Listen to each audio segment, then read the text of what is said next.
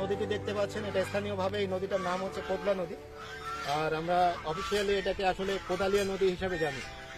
এই নদীটা নিয়েই আপনাদেরকে এতক্ষণ আমরা ব্রেক করেছি। আপনারা আশা রাখি আমাদের স্থানীয় যারা আছেন তাদের সাথে আপনারা কথা বলেছেন। এই নদীতে আগে যেটা হতো যে বাংলাদেশি কোনো নাগরিক যদি এই নদীর কাছাকাছিও আসতো বা নামার চেষ্টা করত, তখন আমাদের প্রতিপক্ষ কর্তৃক তারা বাধাপ্রাপ্ত হতো, যেটা গত কিছুদিন ধরে আমরা এটাকে উতরিয়ে এসেছি। বর্তমানে এই নদীটা যেহেতু বাংলাদেশের সীমান্তের অন্তর্ভুক্ত, এখন এই নদীতে পুরো আধিপত্য এবং নদীর পুরো অধিকার যেটা সেটা আমরা প্রতিষ্ঠা করেছি।